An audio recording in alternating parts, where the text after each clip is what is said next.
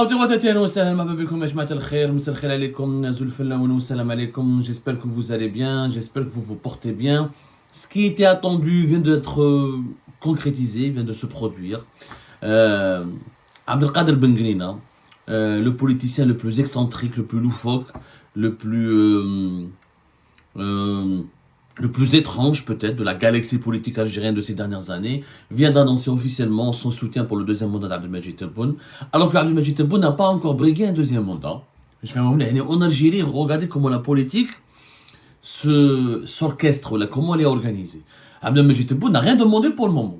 Il n'aura pas dit je veux faire un deuxième mandat, ou jusqu'à preuve du contraire, il n'y a aucune déclaration publique, aucune prise de parole, aucune prise de position. Il y a des indices. Abdelmajid Tebboune, depuis le début du mois de mai 2024, est en train de donner des indices. Il veut rester au pouvoir, qu'il veut gouverner encore le pays, qu'il a des projets, des annonces, qu'il a des mesures qu'il veut pratiquer, qu'il a une politique qu'il veut conduire jusqu'à 2026-2027.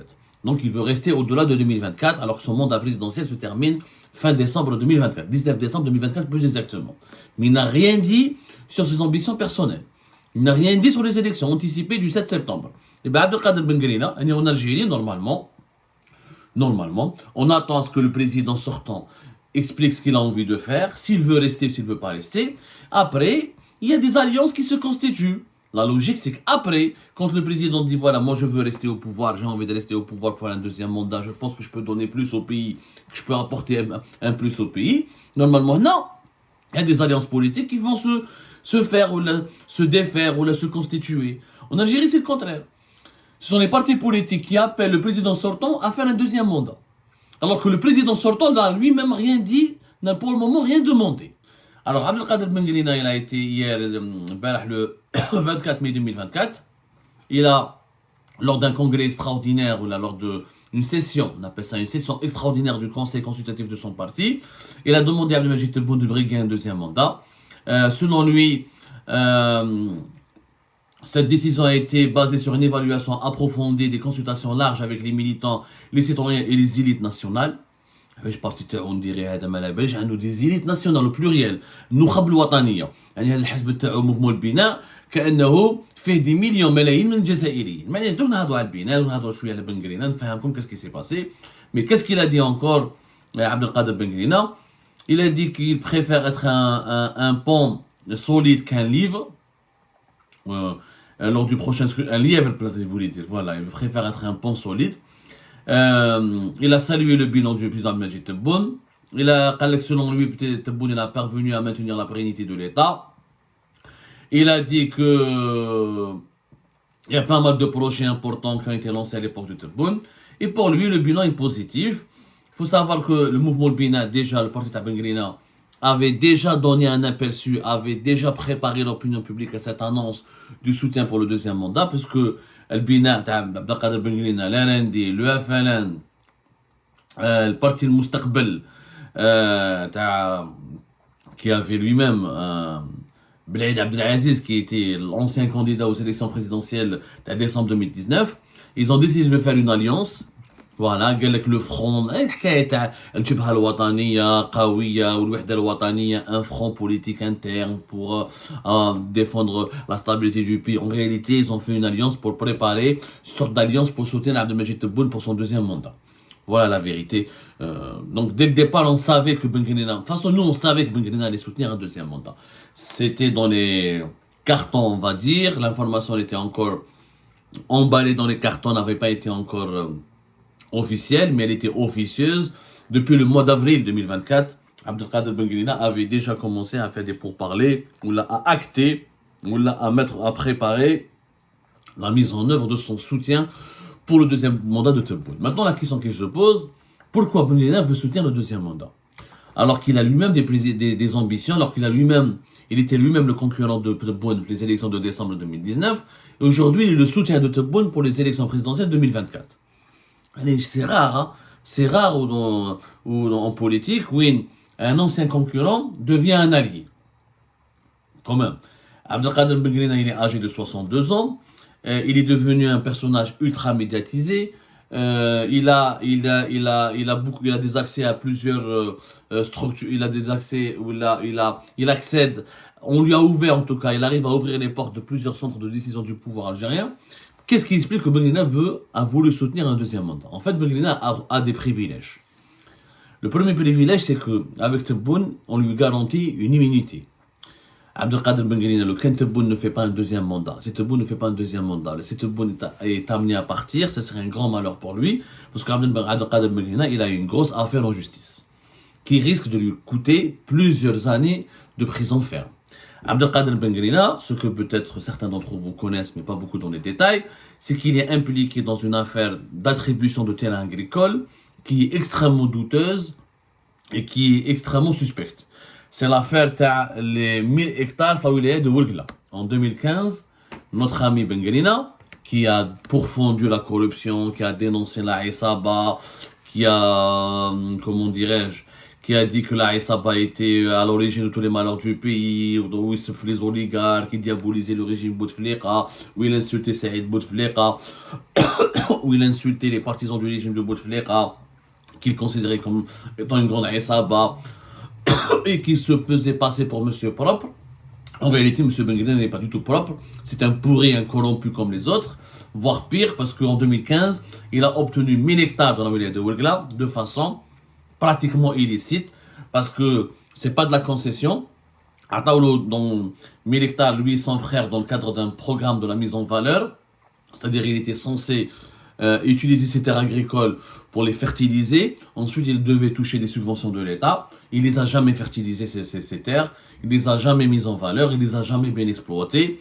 En plus, plusieurs membres de sa famille, de la famille Ben Grina, ont obtenu au total 6000 hectares. La wilaya de Ouargla. 6000 hectares. Yani, il a 1000 hectares et plusieurs membres de sa famille ont pris 6000 hectares. Les services de sécurité ont fait leur enquête. Le dossier était prêt. Il a été transféré à la justice. Il a été bloqué parce que M. Ben Grina a été protégé par le clan Tebboune. Voilà la vérité. Ben Grina, il a eu la vie sauve. En 2021, le dossier avait été bouclé. Les enquêtes avaient été bouclées.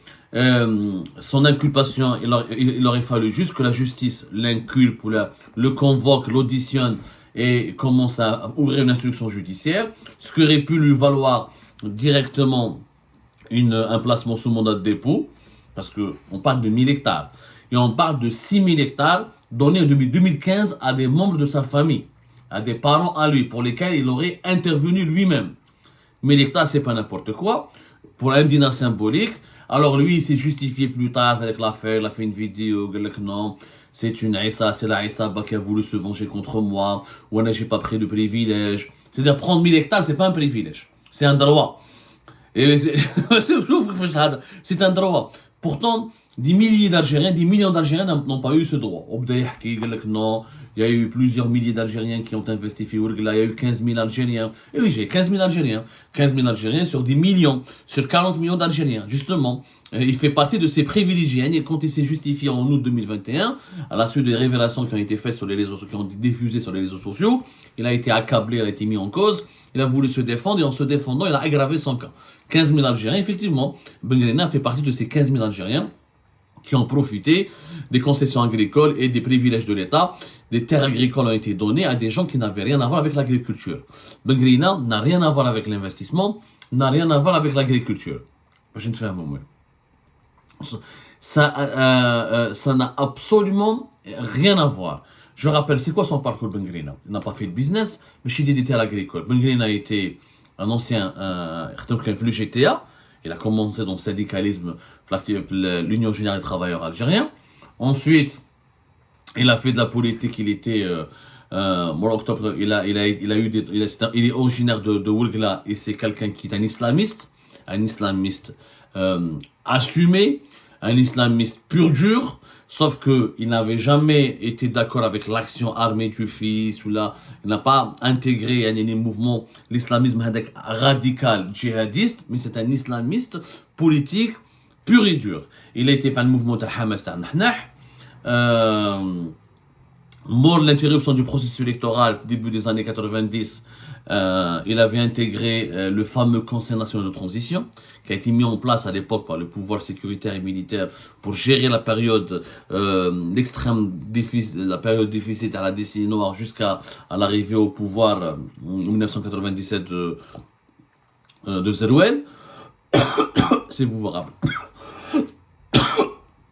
Beaucoup d'Algériens et d'Algériens qui sont jeunes aujourd'hui n'ont pas connu cette période, mais beaucoup ont connu cette période-là trouble, dans le Conseil national de transition, où plusieurs personnalités politiques ont été sélectionnées, choisies par les services de l'enseignement et l'armée nationale et populaire pour siéger dans un organe politique afin de valider en quelque sorte l'interruption, afin de donner une caution politique ou de faire croire à la communauté internationale que l'Algérie n'était pas dirigée par le régime militaire, que le régime militaire n'avait pas fait de coup d'État, ne s'était pas emparé, que l'armée et les services de renseignement ne s'étaient pas emparés du pouvoir des années 90, et qu'il y a toujours des civils qui gouvernent le pays. C'était le Conseil national de transition. De 1994 à 1997, il est devenu même l'un des vice-présidents du CNT.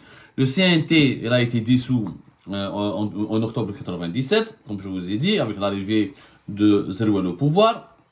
Il est resté dans le cadre du MSP. Le Hamas est devenu MSP plus tard à la fin des années 90.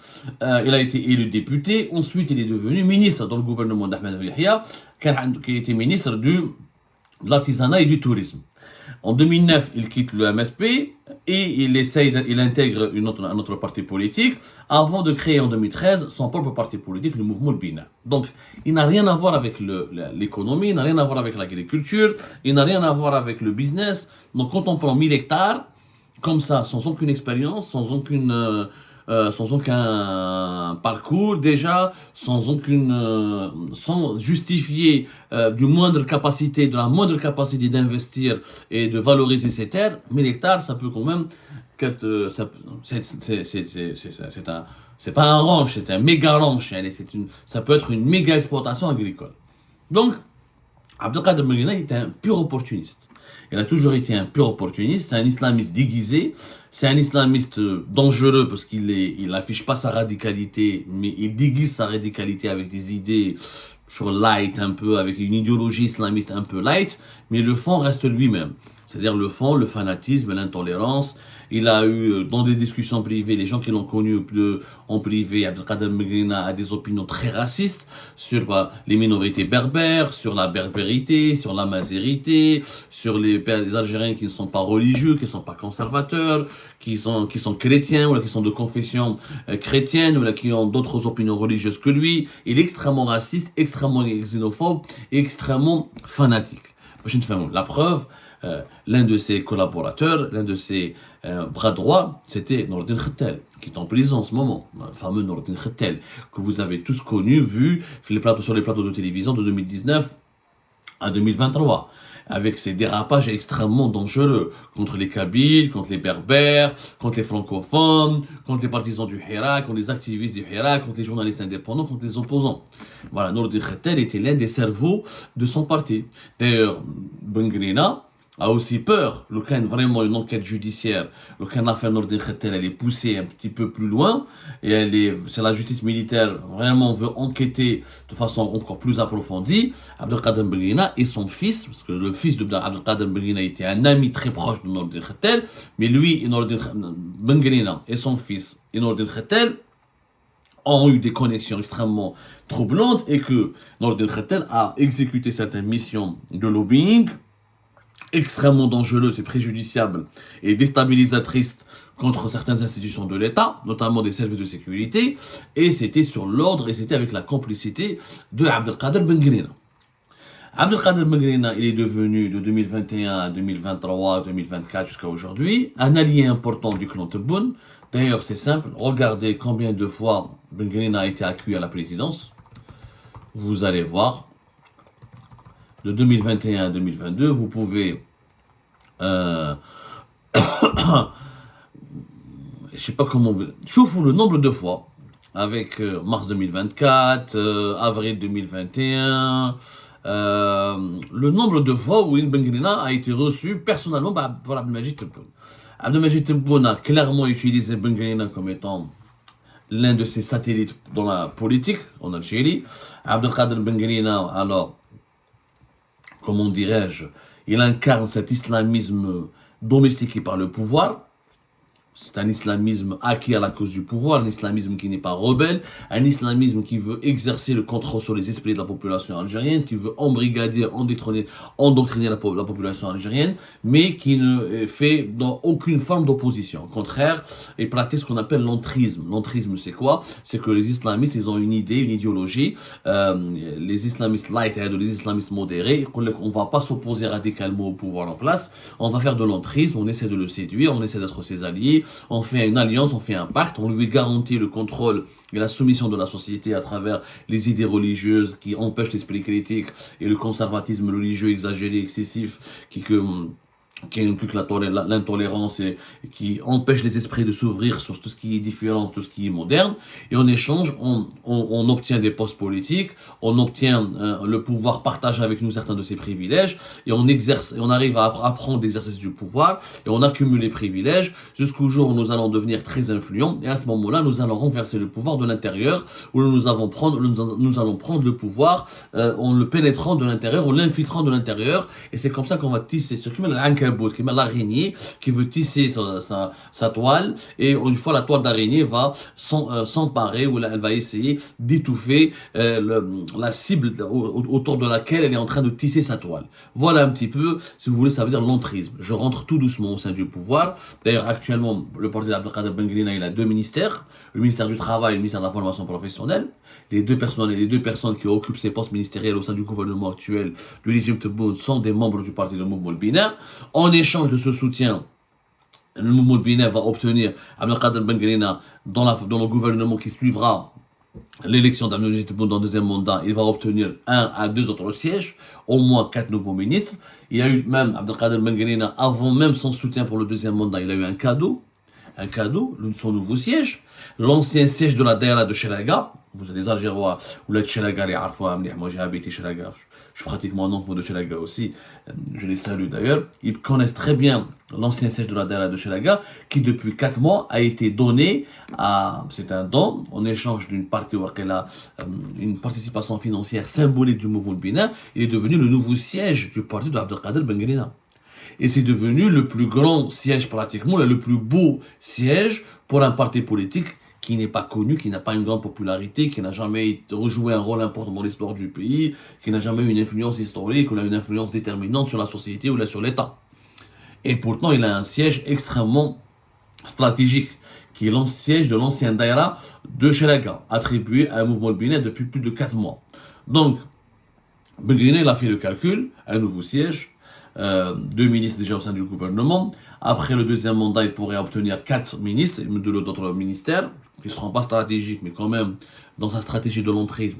Ça l'aide à placer ces personnes, des hommes à lui, dans des ministères. Et qui dit ministère dit des marchés publics, des attributions de marché, gestion de l'argent, donc des possibilités de voler, de détourner de l'argent, d'avoir des privilèges, de financer ensuite indirectement le parti, et d'avoir de l'expérience, et de siéger, et d'exercer le pouvoir à côté du chef de l'État. Et en plus, et surtout, l'immunité judiciaire.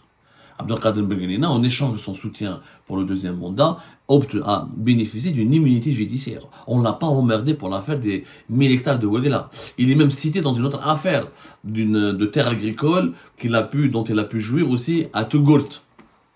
Mais ça, on n'en parle pas aussi, parce que la justice n'a pas fait son enquête.